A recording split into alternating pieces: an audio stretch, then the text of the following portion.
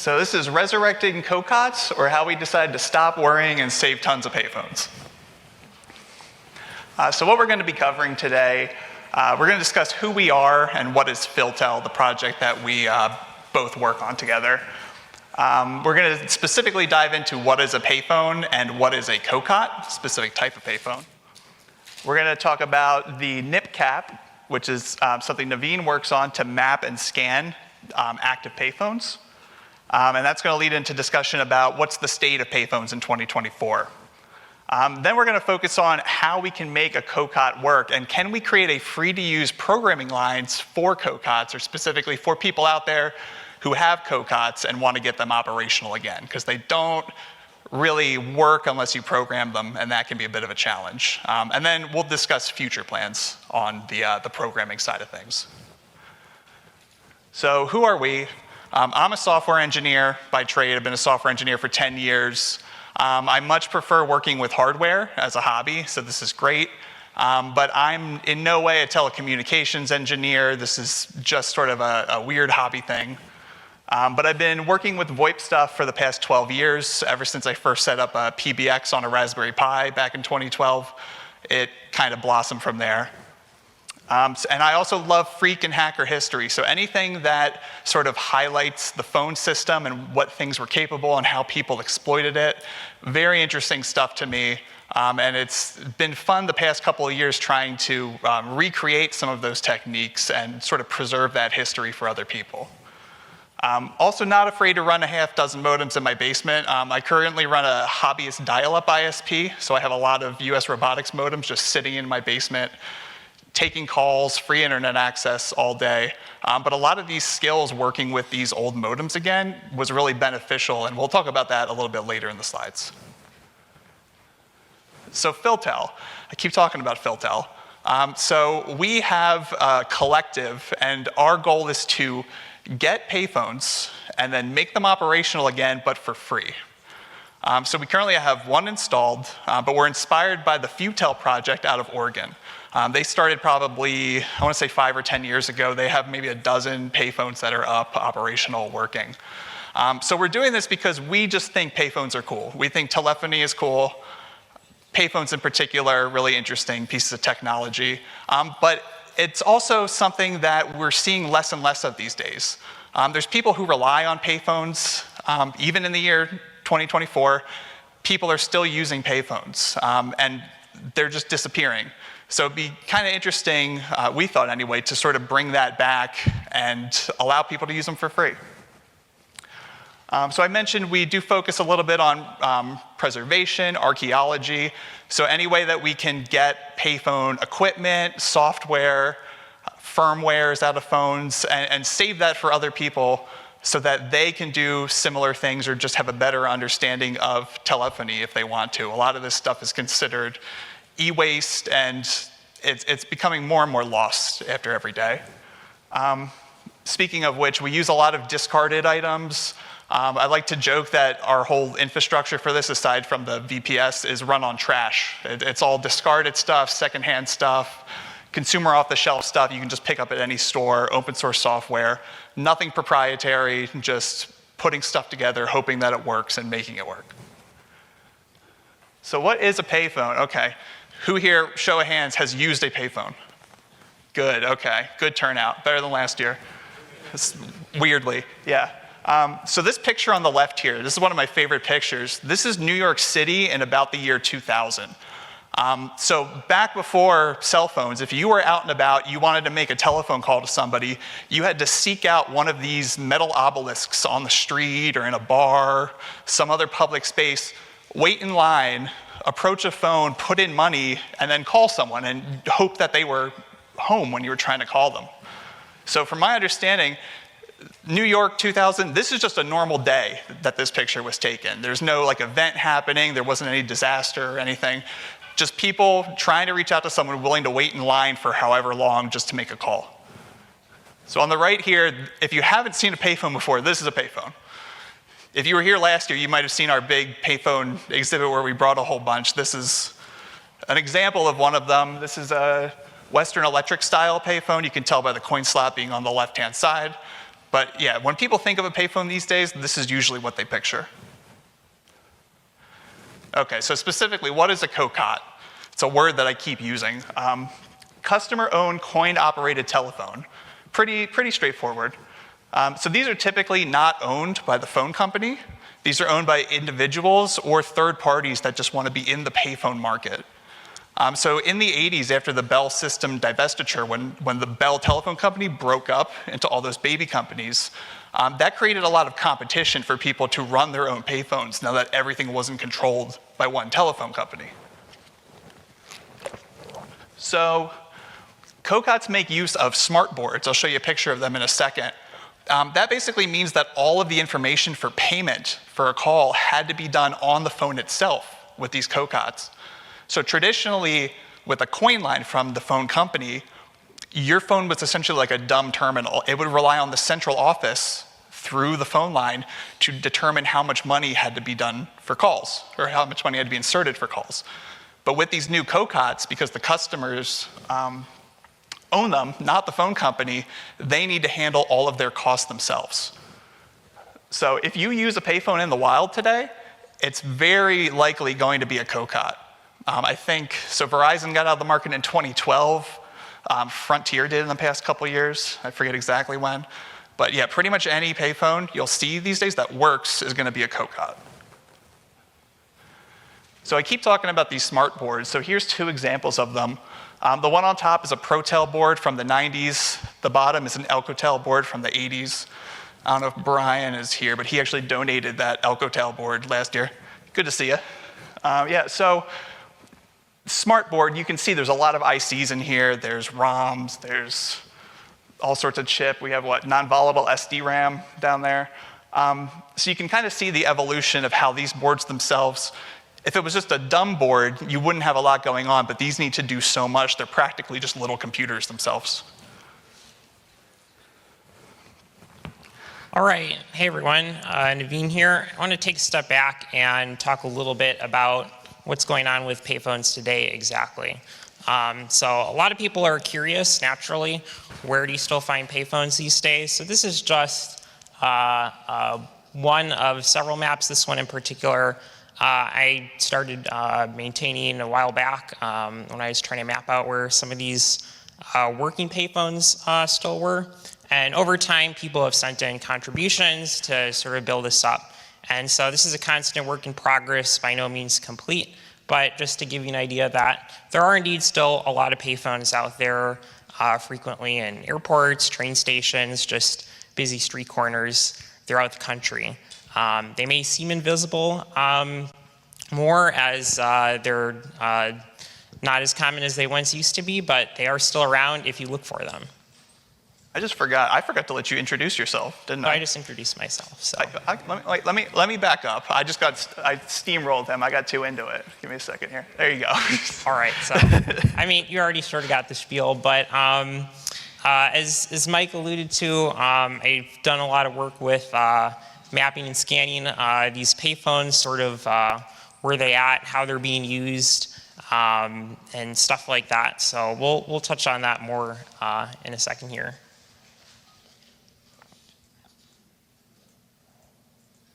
All right, so this is another map that's maintained by another payphone enthusiast here in Philadelphia. So just to show you where a lot of payphones used to be and still are. So the red ones are payphones that are sadly no longer with us. But the blue ones are still functional, at least as of the time that the picture was taken. And so as recently as about 5 years ago, there still used to be a lot of payphones in Philadelphia. And Philadelphia in particular, more than even a lot of other cities around the country, was home to a lot of payphones until very recently. And there's still several payphones around if you know where to look, but they're these days all maintained by PTS, which is one of the payphone providers. They're the largest payphone provider in the country. And there used to be a couple others, but they're either all pulled out or went out of business. So it's pretty much just PTS now. And most of the remaining payphones are mainly clustered around downtown areas, downtown Philadelphia, some SEPTA stations and stuff like that. but not as prevalent in some of the outer parts of the city as they used to be. All right, so here's some payphone trivia for you in Philadelphia here. So these are just some snapshots of payphones around the city. You may have seen some of these, in fact. So in the upper left corner, actually there's no payphones here now, but there used to be a whole bank of these payphones. Can anyone guess where this is? Yes. So this is the big ramp at 38th Street connecting the SEPTA Regional Rail part of the station to the Amtrak part of the station. And that whole ramp used to be full of payphones. And if you look carefully, you can still see the imprints of where they used to be. So that's kind of a neat thing. Next time you're there, check it out and you'll see exactly what I'm talking about. So the upper right photo there was the last payphone that was at 38th Street. It was removed, I want to say about 2 years ago now, I think. It was actually allegedly Amtrak's last payphone in any Amtrak-owned facility. There's still a lot of payphones around in train stations throughout the country, but as far as we know at least, they're all located in places that are not Amtrak-owned property. So for example, Trenton Transit Center is a good example. They got lots of payphones that are still not Amtrak-owned. I actually had a discussion with Amtrak's Director of Facilities about the removal, and it was a very tense conversation, very anti-payphone individual. So I'll just leave it at that. Moving to the bottom here, this phone here is actually just south of City Hall. A lot of people seem to miss it, but it's right at Chestnut and Broad Street if you're approaching from the south side of City Hall. Pretty heavily used payphone. And then I always like this shot at the bottom here because it shows what used to be a relatively common sight, having banks of payphones clustered together. But these days, finding a single payphone by itself has become increasingly difficult. Finding multiple payphones right next to each other is even more difficult. So this is, I think, one of, if not the only one of a couple places in Philadelphia where you can still actually have two payphones side by side and use them both, get in all kinds of mischief with that. And then finally, in the far right, that is a payphone at 11th Street Station on the Market Frankford line. All right, so it's very natural to ask the question, if you call a payphone, what happens? And Mike was talking about how there are dumb payphones that operate on a coin line, and then these newer COCOTs that have the smart board inside of them.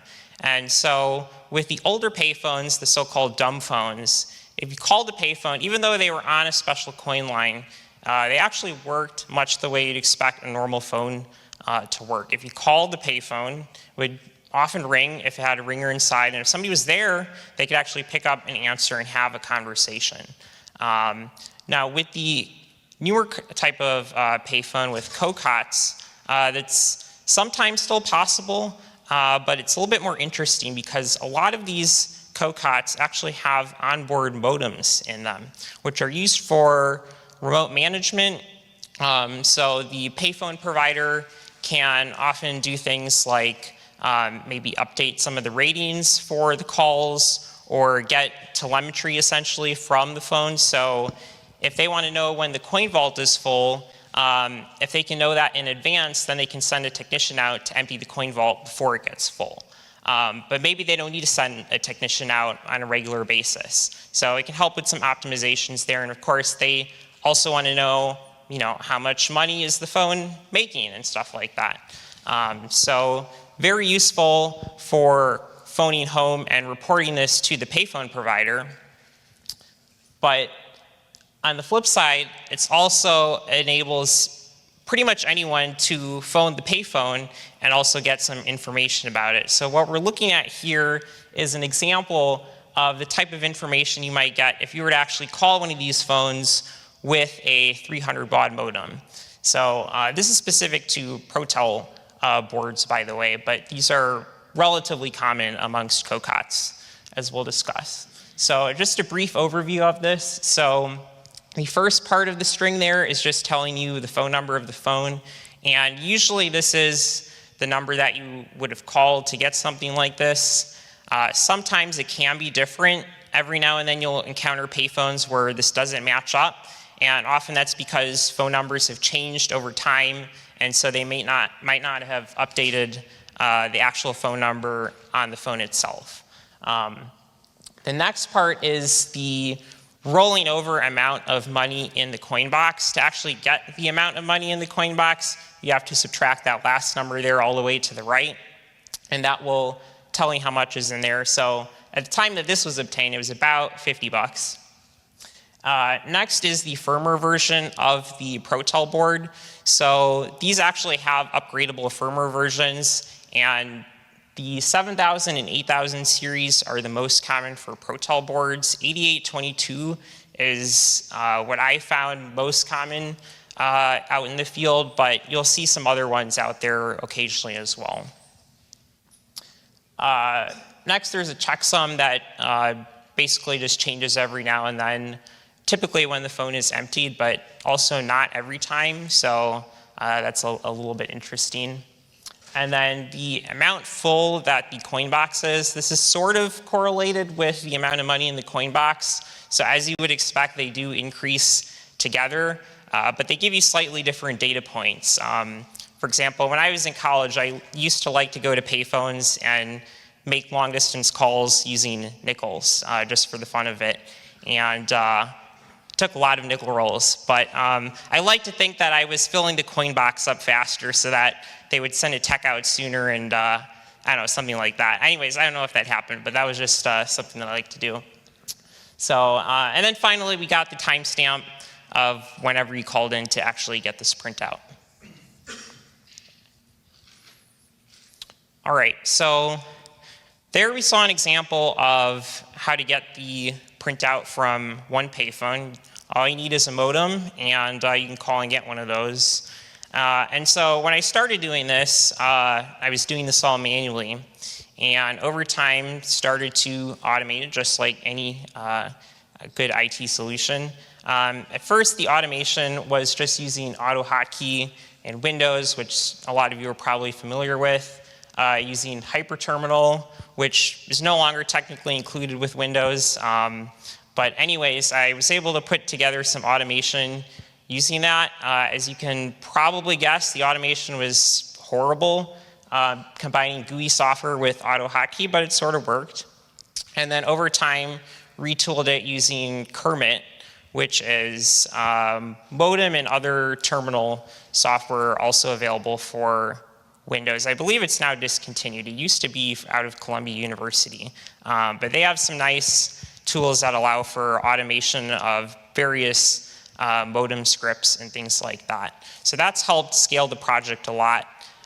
There's still a lot of manual steps that are involved in terms of actually collecting this data and going through and cleaning out the ones that might have bad data, for example. Because this is at 300 baud and there's no error correction at 300 baud and you're making phone calls all over the country, sometimes it happens that you might not get all the data on the first try. So sometimes you might have to go back and do multiple passes in order to actually successfully poll different phones. Maybe the line was noisy one time, maybe the phone was busy and you didn't get any data. So there's still some manual steps there, but it's a future plan to automate that more completely to actually close the feedback loop and make this more of a self-sustaining project. All right, so now getting to the good stuff here. So a lot of people are actually curious, naturally, about how much money payphones are making. And it's very hard to give a definite answer to that, but I can't give you an answer to that. So this is looking at coin revenue specifically from at least some of the payphones that I'm aware of. So sampling these over time and seeing what that looks like. So this is looking at a sample set of about 500 phones here. I've also included sort of to the side the chart from last year's presentation if you were here and remember that. So it's grown a little bit since then, but the trends do look pretty similar. So as you might be able to guess, a lot of payphones don't actually make that much money. In fact, a lot of them don't get used at all. And one of the reasons for this is that a lot of businesses will have a payphone that they might be paying to keep somewhere, specifically for reasons that might be important to them. And the way that it used to be is that when payphones were very profitable, almost universally, the payphone provider would give the business owner where a payphone was located a commission. And so that was a strong incentive to actually have a payphone at somebody's business. These days, that's still done if the payphone generates enough revenue to be that profitable, but a lot of payphones are not self-sustaining. So there are more programs now, like some states have public interest phones, like Maine, for example. And so you'll see that in some places where there's essentially somebody is subsidizing the payphone effectively. And so that's why there are still some payphones out there, even though you look at the sheet and see that nobody's made any calls on it in 3 months. Now, on the flip side, there's still a heck of a lot of phones that are being used out there. And that's really the point that I want to emphasize, is that sometimes in society we have this notion that, oh, nobody uses payphones anymore, and we don't need that here. But actually, there's still people all over the country using payphones to varying extents. So in some cases, it might just be a few calls a day, depending on whether they're local or long distance. The math might differ a little bit. But a lot of people are using these resources, even if they're not to the extent that they once were. These phones are still getting calls. And of course, this is a heavy tail skew here. So on the far extreme, there are still some phones located in some places, even a few here in Philadelphia, that are pretty lucrative for providers like PTS. But that tends to be the exception rather than the norm these days. All right, so I want to look at an interesting little case study here. Actually, just going over some of the trends that you can notice over time from looking at data like this. It's obviously interesting to look at this from a macro perspective, but sometimes it's also interesting to look at specific things in the data. So here we have the payphones at Suburban Station, so just downtown here in Philly. And I actually want to open this up to the audience here. Can anybody point out an interesting trend or something interesting they notice with one of these phones? Southeast draws more phone usage than the north side. Okay, yes, no, that's true. That's a good observation. Not what I'm looking for specifically, but. The northeast one, oh no, I misunderstood that, sorry. There's a massive difference between 1 and 2, if they're next to each other, that's interesting. Okay, yes, that's also. Yep, exactly. So that's not what I was going for, but that is an interesting thing you point out, that these phones are right next to each other. Why would so many more people choose this particular phone than the one right next to it? But consistently, that's actually been the case. Any other takers? The northeast one doesn't seem to be queried as often. It might be missing from some of it. Okay, so that's what I was going for. So if we look at the last query time for this, we see that for 3 of the phones, it was actually this past Sunday. And for the northeast corner one, it was back in February. Flipping that back around, do you want to take a stab at why you think that is? I would say it's been decommissioned in some, it's being so decommissioned in some way, and they haven't gotten around to taking it off the system yet. Yeah, so at one point in time, this is what you would actually find at the location, a pedestal with a payphone. And this is a picture that Mike actually took earlier this week, showing that no payphone anymore. I bring this up because oftentimes it's interesting when you're able to notice these kinds of things from the data before there's actually boots on the ground noting these observations. Over time, of course, as payphones unfortunately do continue to decrease in number in some places, you do notice that eventually you stop getting responses from certain phones, and oftentimes that might mean that they've been removed. So it's another way of being able to notice some of these trends. In this case, if you actually want to go back to the chart on the previous page, one thing you'll notice is that the phone that was removed was the least coin revenue generating, at least, of all of these phones here.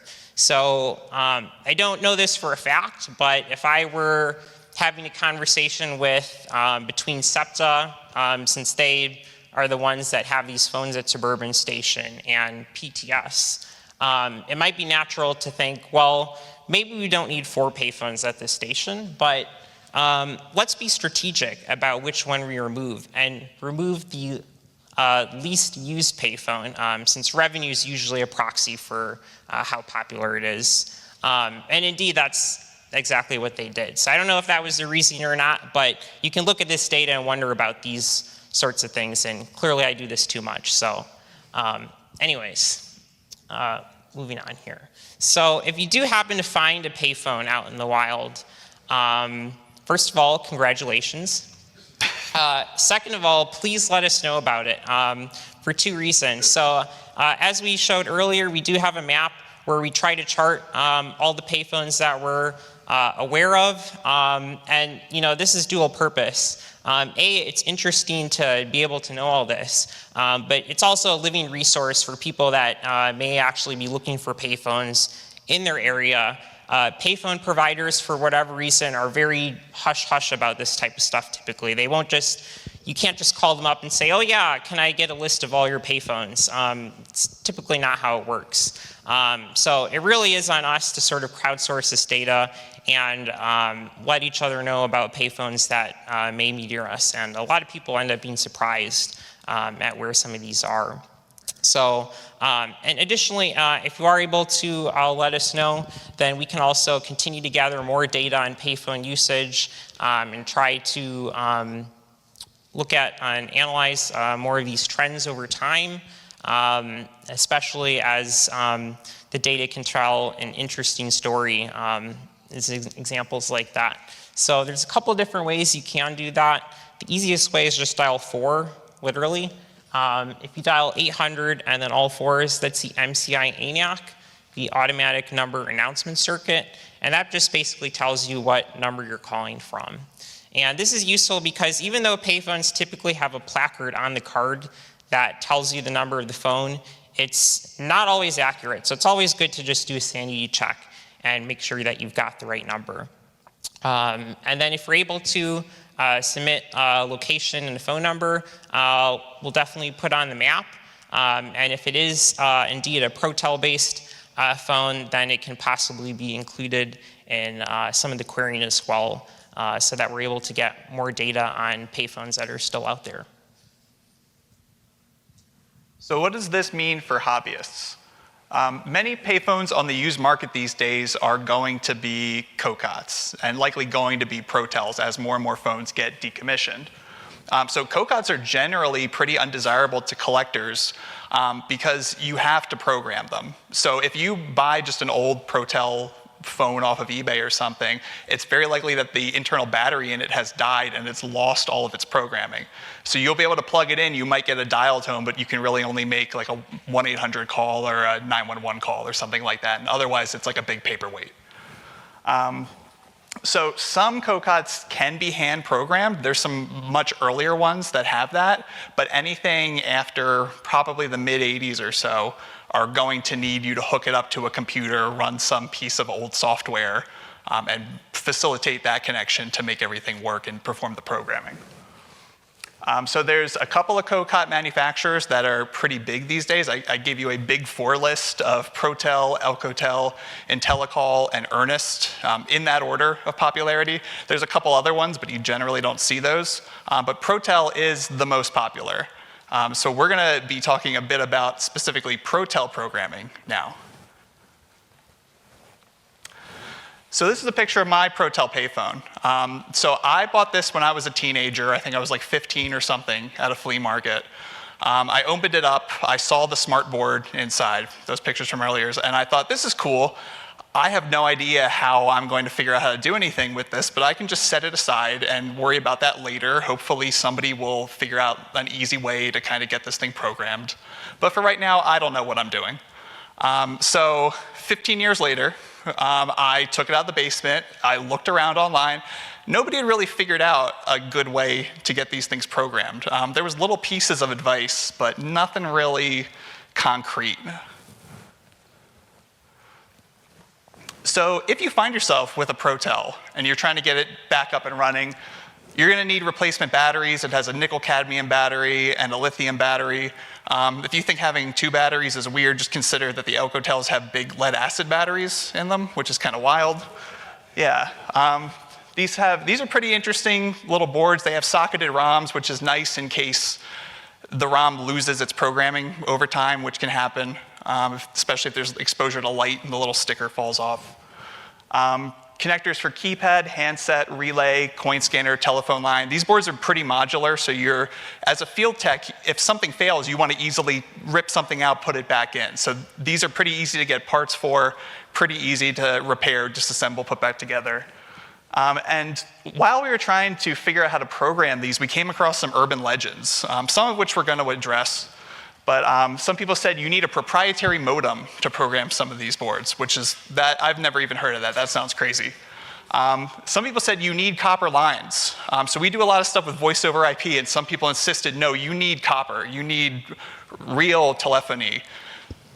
And then lastly, people said that you cannot run the programming software virtualized. It has to be done on bare metal. So we were faced with all of this stuff. So we decided to try to go for like a sort of baseline proof of concept to make sure that we got everything worked. And then sort of play around with some of the stuff to see if we could break or bend any of these legends. So if you're going to program a Protel, the first thing you need is ExpressNet, which is Protel's premier payphone programming software from probably the late 80s or early 90s, I think. So version 1.55 was the latest available as far as I could tell. And Protel actually lets you freely download this at one point as an upgrade, but people found that you could just crack it and then it becomes a full installer, which is really handy for us. So we don't have to go buy it anymore. And to install it, so this is DOS software, so you run into a little bit of compatibility issues these days, but we're gonna run it on Windows 98 SE, just because I'm familiar with that. I was not a big DOS guy back in the 90s when I was little. But also, if we're gonna make some sort of like Swiss Army payphone programming computer, there's certain payphone software for other models that rely on Windows. You can't run them in DOS. So 98, probably a pretty good base operation or base operating system. So you'll see in ExpressNet, we basically just need 3 records. Options record, costing record, site record. Sounds easy, it is pretty easy, although it's gonna look a little crazy. And then in this whole process, just to kind of front load it, I wanna give thanks to Dan C, who helped us archive some of the Protel software, John Porter, who I ended up buying modems from, and then he hand scanned the like 400-page ExpressNet programming manual for me and mailed it to me, which was very cool of him. Peter of Telus4, he was actually working on this same exact Protel programming stuff at the same time I was, and then as we both neared the end, we found each other and traded notes, which was very helpful. And then El Jefe, who wrote a couple of text files back in the 90s. I think one of them was in FRAC, but he basically condensed that like 400-page ExpressNet manual down to a 2-page text document that just gave you the bare minimum of what you need. Again, very helpful. So the options record here. Pretty much what you think. It's going to be a whole bunch of options. There's a lot of stuff in here that I don't even understand. We can mostly use this for boilerplate. Just whatever's the default, but you can specify coin mechanism type. You could park the tip on ground, whatever that means. You can allow Canadian coins. And I thought it was interesting, if you look here, there's a lot of anti-fraud options. And I just kind of wonder why you even have a lot of those as options. If you're like a payphone provider, you probably just want to have anti-fraud on all the time. But yeah, you can play around with those. But like I said, this file, this is only just a subset of all the options. There's probably like 200 options in here. We could keep these mostly as default. For the costing record, This is where we actually set up how we want the phones to charge for calls. So we already said we want the phone to be free. No coins needed at all. So there's already a costing band in the software, again, boilerplate, band 64 for toll-free calls. So we just made sure that initial rate and overtime rate, $0. Initial time, 255, so maximum. Yeah, that's pretty much all that we had to just verify. There's also an option in there for enabling pocket dialer anti-fraud. I don't know. I mean, we're all about playing around with phreaking and red boxing and stuff, so did not want to stop people from trying to make their free phone calls even freer. But I thought that was interesting that they had the option just sitting in there in the cost band instead of that options record. And this might put that record to a little bit more context. So I mentioned we're doing band 64, and here you have the NPA broken down into like a matrix. So that's your area code. So we just want to make sure calls falling under any area code use that 64 band and are free. And then lastly, to tie all these records together is the site record. So this is, you can see here, we have that costing record and options record specified. But this is really just information about the phone. There's also the address of the phone in here. We'll set the number here at the top, you can see. So this is just set as all 5s, just a sort of like default thing. But then you also have this log here at the bottom of the last times the phone has either called in or you've called the phone. So it has a little bit of housekeeping. I imagine this is just a really good record for organizational purposes because you have all the information for the phone at a glance. So we're going to run XNet. We're going to run it on a thin client. So people have said virtualization is flaky. I definitely encountered that. So I just thought, let's take all the guesswork out of it. Let's go with bare metal. But I know from running dial-up ISP stuff on old hardware that you don't want to just wake up one morning and the hard drive failed or the RAM stick goes bad. So we found a relatively new thin client that is low power, no moving parts. You can install Windows 98 on it. You can install DOS. You can basically, you had so much different potential for it. And it ran a native x86 CPU. You don't have to worry about architecture emulation. It has a real serial port. Some people said USB serial adapters weren't going to cut it. So this was a really good sort of just base system that checked all the boxes and hopefully wouldn't cause any issues. So now we need the modem. So there was all this speculation online, and people said, you need a proprietary modem, you have to have the official modem. Naveen called Protel, which nobody seemed to think about doing, and just said, hey, do you guys, do we need a proprietary modem for this? And they said no. They said, you should be fine. And so, all right, let's explore this a little bit more. So what we've come to realize is that this sort of legend got started because the Protel 7000 boards, they can be programmed at 1200 baud, but they use a different modulation scheme than normal. So a lot of people would try to program them with a standard modem at 1200 baud and it would just fail. So that myth kind of morphed into oh, this won't work for anything at all. But you can program it fine at 300 baud, so just Bell 103, works fine. So work has also been done to test other modems with ExpressNet. So that Peter fella that I mentioned before, he has tested a whole range of modems with different results and has had some pretty good success with more generic like US robotics modems. However, I personally have had very little success with anything other than the official modem. So your mileage may vary, but there has been work done to check that out and more work to do once I figure out where my issues necessarily come from. Yeah, so we were able to find just perfect timing on eBay. That Protel UPMS modem became available. So I bought it. And then the guy listed another one, so I bought that too. But the first one, when it came, I plugged it in and it was dead. It didn't work. I felt like my dreams were crushed. But then it turned out I just needed to recap. I replaced the relay. And I also added a speaker switch because you would not believe how loud this thing is when a call is coming in and how much it screeches, and there's no volume control in hardware or software, so I had to disconnect the speaker. But now that it's recapped, I'm really hoping that that means it'll last for decades to come because I'm running it 24/7, but we'll see how that shakes out. It's been running for probably about a year now full time and no issues so far. Okay, so connecting the modem to the phone. Everybody online said, analog PBXs, so down in the lower corner, that's an old Panasonic PBX, or phone line simulator were good options. So they're pretty much the best way to do, I guess you could say phone line simulator, of course, is simulated phone line, but that's very analog. Whereas normally, we like to use these ATAs in the corner here, the bottom right corner. They're very inexpensive, they work pretty well, but the analog telephone adapters did not work. The modem couldn't handshake properly, it would drop connection, I've heard that there's something with the timing in them where it can't really deal with sort of lower bandwidth connections, which is strange because I can use them fine for like a 56K, or not 56K, a V34 connection for my dial-up ISP stuff. But I'm starting to think that maybe the error protection that's built into that really makes up for a lot of the characteristics of VoIP that make it not good for data. But yeah, those analog options are not good if we want to make a publicly accessible programming line. So we needed to think of something else that wasn't any of these options. So that's when we got this channel bank.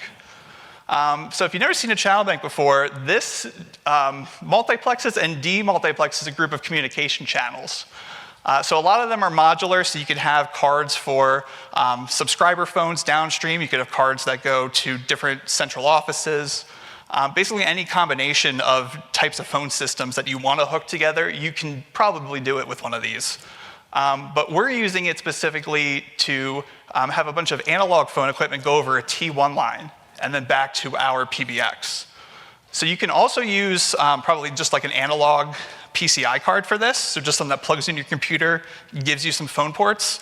But at this time, when I was doing this, I had the channel bank, but I didn't have an analog card, so I just went with what I had. So yeah, the channel bank needs to connect to the PBX through something called a T1 card. So this is a Sangoma A101. I say ish because this card is actually two boards sandwiched together. And the way that their numbering scheme works is that like an A101 is one port, A102 is two ports. My card says A102, but it only has one port, so I think somebody kind of like cobbled or Frankensteined multiple cards together. But either way, it was a card that I had, so I was going to use it. This card usually integrates with Asterisk using something called DOTI, or Digium Asterisk Hardware Device Interface. So if you're running Asterisk for your PBX, you have to compile Asterisk with DOTI support, but that's really just a little extra compilation option.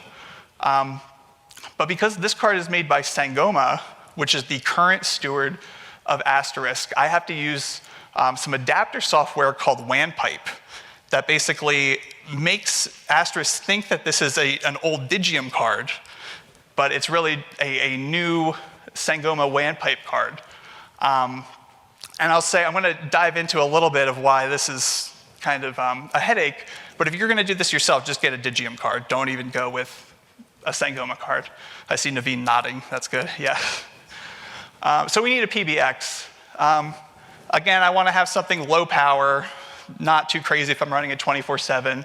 So I got this cheap ThinkStation, booting Debian 11. I originally tried Debian 12, but that WAN pipe software I mentioned would not compile. Went to Sangoma, they said, run Debian 11. I thought, all right, that's fine.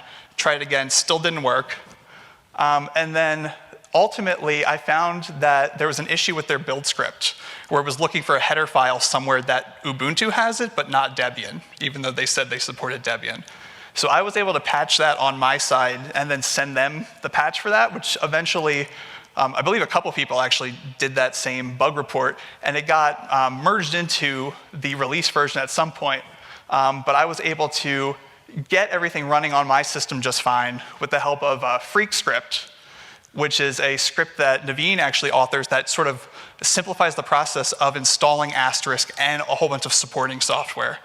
So that made everything very easy, and it was really easy to just do continuous builds trying different options to get things right. Okay, so we have the PBX, we have the channel bank. Phone lines from the channel bank go into our payphone and our modem connected to our computer running ExpressNet. I probably should have put some sort of graphic to show you how all this maps together. But we actually want to program the payphone. So what do? If you're programming a payphone, a Protel payphone, you have to have the upper housing of the payphone open so that you expose the board. So you're going to want to hold down the programming button when you take the handset off hook, and then you're in programming mode. So programming really easy. You want to dial 00 and then the number of your phone. So this doesn't have to be the number of the phone line. This is the number that you want to identify to the ExpressNet software. So this makes it really easy for if you have multiple payphones that you want to have the same configuration loaded on. You just tell the payphone, hey, you're 555, 555, 5555, and it'll always just get the same programming information. So you enter in that identification, and then you dial code 25 and the number of the modem. So using that channel bank, my phone and my modem both have unique numbers in my PBX, so I can just specify that number there, hit star, and then dial *3, which is the code for let's start programming. So if you did everything correctly, you'll get this in ExpressNet, where you could see connection established, downloading everything, call ended okay, and then it ends. So the outcome from this is that we have a free-to-use programming line that will rate calls for free. So if you have a payphone out there, you can access it through a couple of different methods. We registered the phone number 2252 Protel, pretty easy. So you can easily get your payphone program that's been sitting in your basement for years through the PSTN. If you don't even want to pay for PSTN access, I don't know if anybody cares to get a landline just to do this. You can do it through FreakNet, or you can do it directly through SIP. So you can buy a cheap ATA, SIP credentials, and it'll work. So I mentioned before that the ATAs were kind of flaky. Apparently, if the person with the phone has the ATA and we have the channel bank, that's totally fine. The real issue is just two ATAs operating. So from this, we're also taking custom programming requests. So if you don't want your phone calls to be rated free, if you're like running this in your house and you're like, I really love putting a quarter in my phone every time I want to use it, we can create a custom profile. We can play with all those options. If you want to enable Canadian coins or whatever, we can do it. And then the interesting thing here is that payphones can be field reprogrammed if you have permission, of course. So not many people know this, but a lot of payphones normally have a common key these days to get into the upper housing. So we have a friend who, he will go around and approach businesses that have unused payphones, and then using that common key, he will get access to them and refurbishing them. So far, none of those have been Protel boards, but in theory, if he just comes across a payphone, puts the key in, opens it up, runs through those programming instructions, within a minute of just seeing the phone, opening it up and touching it, he could completely reprogram it to be free. So, with permission, guys. Yeah. And then our next steps in this sort of adventure here. So we've been thinking about doing automation for the programming. So somebody could come to, let's say, like a web portal, put in some options, maybe how much they want to charge for calls or something. It'll build the records on our side and then have programming ready, so people don't even have to interact with us if they want some sort of custom programming done. Reverse engineering to eliminate ExpressNet entirely. That would be really good just to get rid of the headache of ExpressNet and some of this custom programming. But there's been some discussion for getting that just integrated into Asterisk soft modem feature anyway. So this could all just be contained within the Asterisk PBX itself, theoretically. And then programming lines for Alcatel phones and Nortel Millenniums. So Alcatel phones are probably the most second popular type of COCOTs. So we have the software to be able to do that. I have hardware picked out, I just haven't gone through the whole process of setting it up. But also Nortel Millenniums, which are those cool phones with the little VFD displays on them. I brought one last year, if you guys remember that, the one that actually was displaying things. There's already software for that to sort of emulate the back end and be able to push programming down to the phone. So just taking that from the local networking concept and then opening that up to other people is something else that we're going to explore. And then for the last one here, Naveen, if you want to touch on the automation of the scanning. Yeah, as I mentioned earlier, there's still a lot of manual steps involved in making sure that all of the phones that can be pulled are actually pulled and none are sort of left behind. So making that automated, closing the feedback loop will definitely make the data more complete and also save me a lot of headaches. So. And that's it. Yeah, you were just ready, yeah. The limit of the 64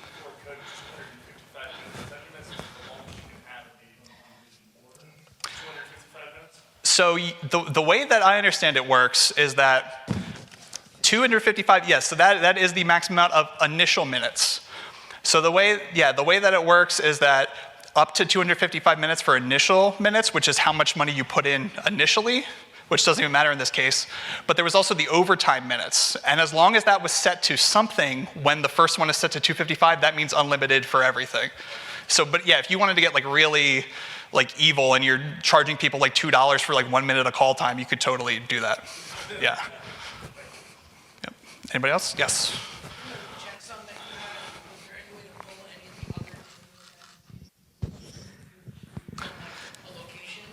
So, I think I know which one you're talking about. This one? Yes.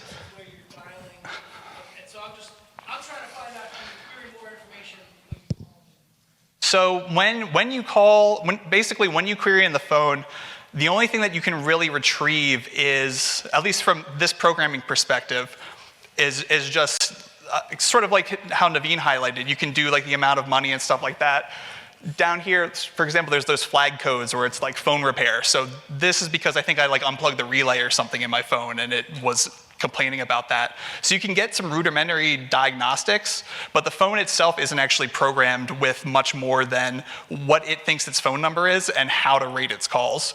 So the phone itself doesn't know any location information. That's something the user would, typing up this record, would put in here. That sort of information for bookkeeping, housekeeping. Site side, yes. I want to install like 10 telephone lines and start running scripts and work. Yeah. Yeah. Sure. Anybody else? Yes. So I imagine that payphones aren't really manufactured anymore. Do you end up having some sort of relationship with payphone providers so that when phones get decommissioned, you have a way to find them, or do they just sort of disappear forever when they get decommissioned? They really just sort of seem to disappear. They seem to be very unhelpful when asking them about that kind of stuff. We know somebody, the gentleman I keep mentioning, maintaining the map and going around to random companies that have abandoned payphones. He'll sometimes reach out to those companies and say, hey, this has been sitting here dead for 10 years, can I have it? And every once in a while, they might say yes. But for the most of the time, they just won't say anything, won't respond. So it's really difficult to find things secondhand from payphone providers. You mostly just have to go to eBay or hope you get lucky with somebody on Craigslist or something. Yep. Anybody else? No? I think we're perfectly on time. All right. Oh, one more? One more quick question. Yes. If you find a payphone in the wild, Yes. how do you figure out who owns it? So normally on the placard itself, it should say, it's supposed to, by federal law, say the company of who operates it. So they'll have a company name, they'll have a contact number, and a street address on that placard. So that's probably your, if that placard is intact, that's your best way to contact the company. Yep. Can you go back to your contact slide? Yes.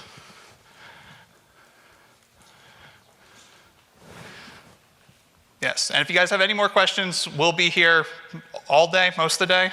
So find us. Happy to talk more about it. But yeah, that's it.